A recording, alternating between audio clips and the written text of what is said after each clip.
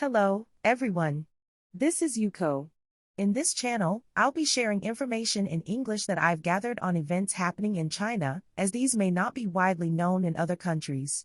Since I acquire information from various media sources, I'd be delighted to receive your opinions and comments on the video content. If you find the content interesting, please consider subscribing to the channel and offering your support. This time, I'd like to discuss the impact of the Chinese Communist Party's anti-Japanese education, which is larger than what Japanese people might think. One article highlights the story of Chinese individuals serving as mercenaries on the Russian side in the Ukraine war and dying as a result. The Ukraine war saw the participation of mercenaries and volunteer soldiers from various countries, not only Ukrainians and Russians. It's understandable that individuals from Western countries might support Ukraine, while those from anti-American countries might align with Russia. However, the intriguing aspect in the case I'm presenting is that Chinese mercenaries are not there to defeat the Ukrainian army or assist Russia but, rather surprisingly, to oppose Japan. Before delving into this story, let me introduce the relevant individual. This 38-year-old person, born in 1985, is originally from Choga. From a young age, he was engrossed in novels, particularly those depicting the Chinese Communist Party punishing the Japanese military for their cruel actions. This interest continued into his university days. By the way, in China, there are still dramas depicting the historical conflict between China and Japan that are broadcast on television. While it's known in Japan that such dramas exist, it's not widely known that China is actively promoting negative propaganda against Japan, akin to the Unification Church portraying Japan as an evil country.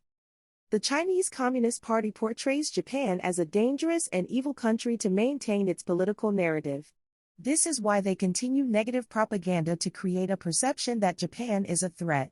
Even now, Japan's image is being deliberately tarnished to produce citizens who hold negative views about Japan. The CCP is engaged in a nationwide effort to manufacture anti-Japanese sentiments, but this is not widely known among the Japanese public. Many individuals influenced by half-day education in China end up having a negative perception of Japan. People in Japan are not fully aware of the dangers of this indoctrination. The Chinese Communist Party is systematically producing individuals who harbor negative views of Japan and its people as part of its national policy. Japanese people should be more aware of this fact. In the case of the mercenary who gained attention this time, he had been influenced by such education from a young age. Before joining the Russian side in the Ukraine war, he had participated in the United States Army in Myanmar. The history of his involvement in conflicts is deeply tied to the chaotic situation in Myanmar. This individual, with a history of participating in the United States Army, got to know a Chinese acquaintance from Kanto province. They became friends or comrades in arms, so to speak. After the outbreak of the Ukraine war, upon hearing about Japanese individuals participating as volunteer soldiers on the Ukrainian side, this individual invited his friend from Kanto province, and together they decided to join the war as mercenaries on the Russian side. It seems his friend from Kanto province shared the same sentiment, not wanting to fight for Ukraine or help Russia but wanting to defeat the Japanese fighting on the Ukrainian side. The two friends traveled from Moscow to Russia on tourist visas. Afterward, they volunteered as mercenaries, underwent physical examinations, received 15 days of military training, and then further training for 20 days from a Wagner Group instructor in a place called Belzyash. I hadn't heard of Belzyash, so I checked it on the map. It seems to be a land facing the Azov Sea, originally a floating island. Now, it appears to be under Russian control. After training there, they were assigned to the 58th Combined Arms Army in the Southern Military District. After participating in military actions as Russian soldiers, this individual and his friend from Kanto province returned to their camp one day, but the individual was nowhere to be found. Subsequently, the friend from Kanto province discovered the body of this individual, who had become a mercenary on the Russian side and was presumed dead. This information has recently been spreading on Chinese social media.